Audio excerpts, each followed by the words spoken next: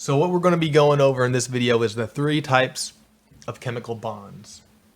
And when you think of chemical bonds, what I want you thinking is this is what happens when a chemical reaction happens. So all chemical reactions are chemical reactions occur when chemical bonds are formed or broken. So whenever we see these bonds forming or breaking, that's when chemical reactions are happening.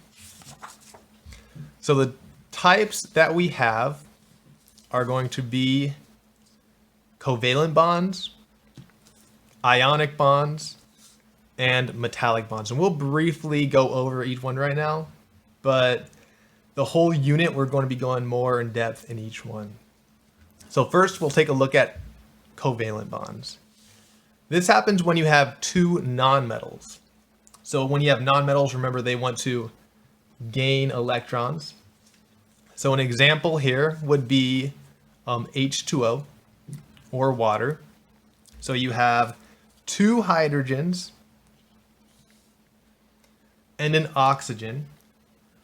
And if you take a look at what they want to fill their energy levels, oxygen wants 2 more electrons and each hydrogen wants 1 more electron.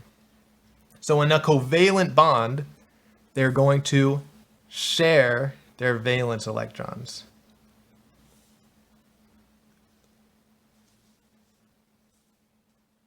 So just like that. And when they're sharing, you can see this hydrogen's got 2, this hydrogen's got 2, and the oxygen has 8 valence electrons. So they all are filling their energy levels. So that would be an example of a covalent bond, and it happens with two or more nonmetals. Next, we're going to take a look at ionic bonds.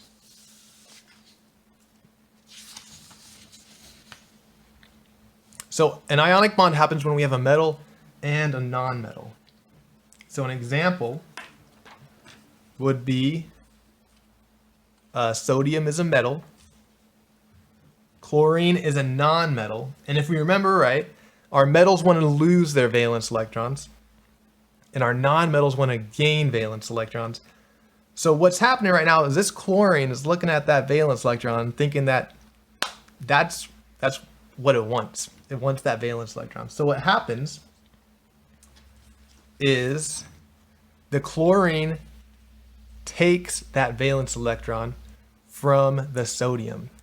And now we can see they both have a complete octet. So the sodium lost its valence electron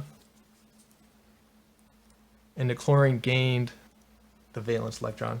And then what happens is our sodium has a plus charge, chlorine has a minus charge, and they attract each other and bond together. That would be an ionic bond.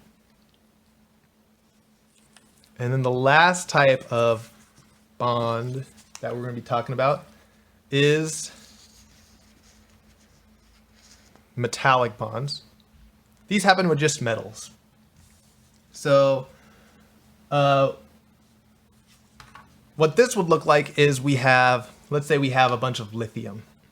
And lithium wants to lose its valence electron to look like helium. So this is what it wants its electrons to look like. So it needs to lose that valence electron. But when you're only having metals, that valence electron has nowhere to go. So let's say we had a bunch of helium and they all wanted to give their electrons up. In a metallic bond, these electrons are just going to be free flowing through the entire metal. So they don't belong to any single lithium anymore because they gave them up, but they're still there and they can flow around. And that's why metals are really good at conducting electricity.